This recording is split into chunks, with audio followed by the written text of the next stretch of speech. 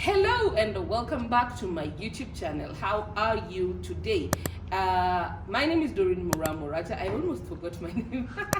My name is Doreen Moracha, and I am bringing you another brand new video. And today I am with a very amazing human being who was born the same month as me. I don't know why God decided that I deserved to be born in the same month with this person, but it is okay. You will see her. So, once again, my glasses are from La Pea, Kenya, and they are doing the treasure hunt. So, if you see my sticker or my poster in one of the boats, the Ubers, the matatus where you are, kwenye munapanda matatu, please take a selfie and follow me on my socials to see what next. There is a very big prize to be won. But today, we are not talking about spectacles. We are talking about menstrual health. And what menstrual health means, how it affects adolescent girls and young women. And also, this is in collaboration, or rather in conjunction with Y Plus Kenya Tausi TaskForce. And one of the ladies that I'm hosting today is a member of the Tausi TaskForce Y Plus Kenya. So enjoy this video. And before we continue, because liking is free, subscribing is free, and watching is free as well. Okay, you need bundles, but watching is also free. So please share, and that is also how to show love and support to my YouTube channel.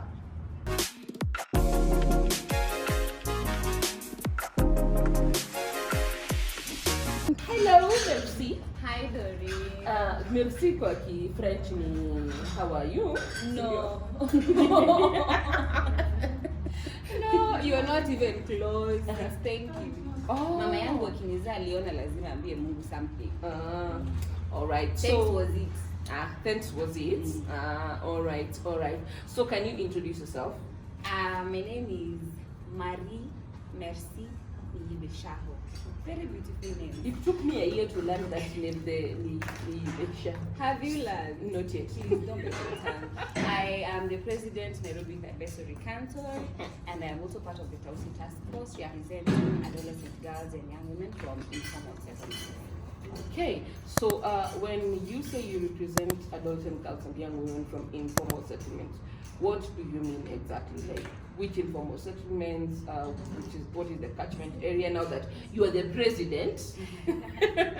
So will you please tell us more? Well, basically, there is usually that cohort of young women who are not from rich areas. Yeah. Well, for lack of a better word, not that they're rich or don't deserve services or to be taken care of, but they are at a more vulnerable space compared to the other ladies. So that is my cohort. People from Kawangwari, Kibera, those kind of areas are the ones I ladies, young women. Adolescent girls and young women too. Yes. So In all the diversities are there. in all their diversities, we get you. We got it. So today we want to talk about menstrual health. And some of the women, the young women from such informal settlements, always have issues to do with access, especially to menstrual health products, to proper menstrual health hygiene, among all those other things. So could you please highlight some of the challenges that are faced with? It's just as you've mentioned, access. Because these things are sold, they are not for free. And my cohorts. And also Kibera. heavily taxed. Yes, Kibera, Kawangware. We already have a challenge getting some basic needs, just like food. Now add on something that I have to use monthly. It's a recurrent budget, it's a current bill. And you find that not everyone is able to get these commodities. You know, sometimes when you make a privilege, there are things that we take for granted, like just getting a packet of sanitary towels. Yeah. But for these girls, it's very difficult for them to get because one, their background. Priorities, that is not food. It. Yes, it is Pads. food, pad, water. Yeah. These are food and water will come first compared to this packet of sanitary towels. So, and they find like most of them will depend on school. Their school program that usually donates for them. But if that school has not provided, then God for us all. They have to find alternative means like using rags, some just decide not to go to school in entirely that whole week.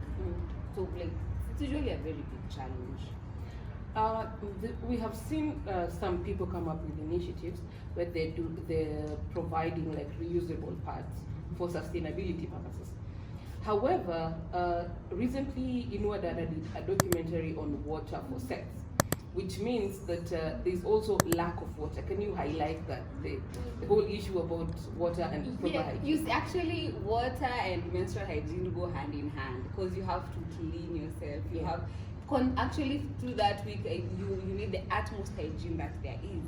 But water is also a challenge in those areas. So now I have two things I have to work for.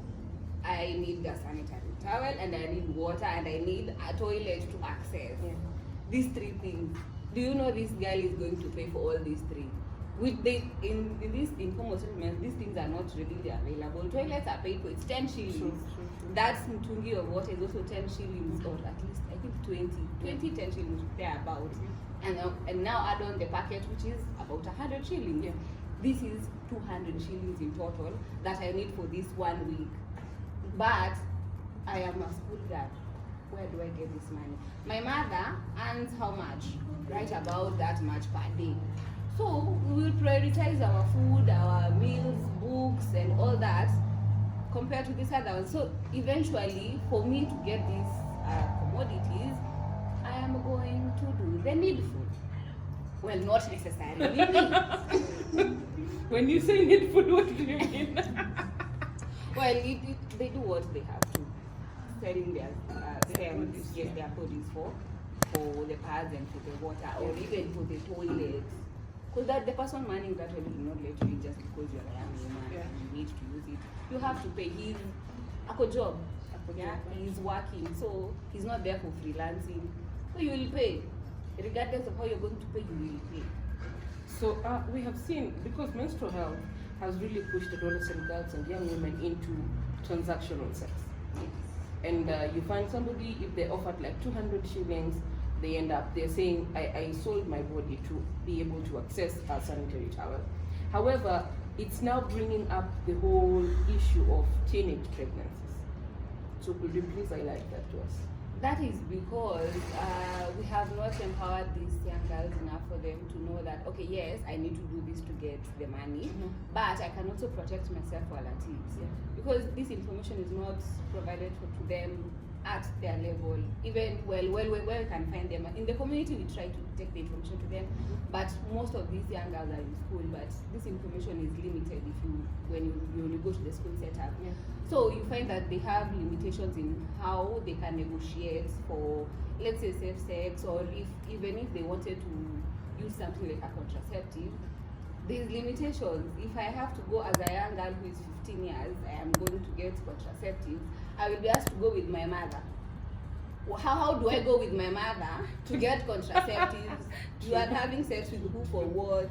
But even my mother, knowing that I'll need all these things, she still can't provide. So either way, I lose. So like the lack of information, the policies that are not supporting like access to services to adolescent and adult young women, and also the lack of information in schools, because this is key in ensuring that much as this transactional sex will be there, but they will be able to make informed decisions while they are going while they are doing their transactional sex, while they are engaging or in the activities. I don't know. That is like for lack of a better word. Yes, lack of a So, better word. but you as a person who is already in this space, in the space where you're representing adolescent girls and young women from informal settlements, and you're part of the Tausi TaskForce. So, could you tell us what you are doing there in your own capacity, and how you are trying to make them, like the issues for adolescent girls and young women, to be better, so that you have said we need to empower them. Yes. So how are we going about that? So in my capacity, as I said, I'm the president of the Madam President. Thanks. The county sometimes gets partners who provide us with these sanitary towels. We take to them, but usually it's not sustainable. Sustainability is usually the problem with that, but we are able to provide at least for about like 2-3 months. So that keeps them going. Maybe they're safe for that 3 months, but then we need to find a sustainable method that are usually like we won't need to go back and figure things out like, well, which partner do we look at now?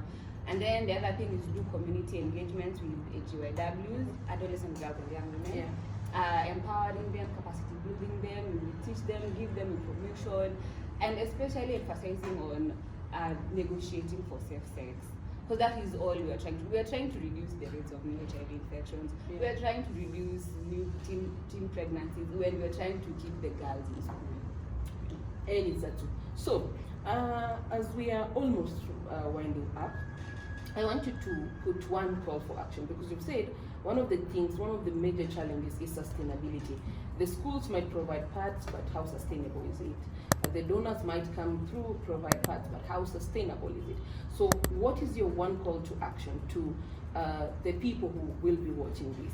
Maybe to implementing partners, the government itself, because the government plays a very huge role, and also taxes, sanitary towels, because the other day I saw tampons sell at 220 shillings. You see, that is a very high price. It's very expensive. Very expensive. So it honestly puts the girl, and considering women are socioeconomically disempowered, it really puts them at a very tough position. So what would your call to action be? So my call to action to the government is to ensure first that they have removed the tax on the pads, and they are available at grassroots level for all the young girls in the communities to be able to access them. And then the other thing is to make sure that information is available to every young woman, wherever they are, in the community, at church, in school, wherever it is, that they have this information. Because if you're able to provide commodities and they have the information, the only remaining thing will be for me as an individual to uptake. Now that we can deal with, because that is what we do. We will make sure that these young people are going for testings, they are accessing contraceptives, they are protecting themselves, they and are also aware they are supplied and with the supplies with the sanitary towels sustainably. Yes. Okay, thank you so much, Merci. Marie Merci. The last name I will not say it. I thought you liked. I am trying. I can now text it properly. The pronunciation is where the problem is. So, thank you so much for gracing my amazing YouTube channel, and continue doing the amazing work you're doing with adolescent girls and young women. And to you who has watched to this very particular end, I want to say thank you. And as I said when I started, like, share, subscribe, all those things are free. So, bye bye. See you next week.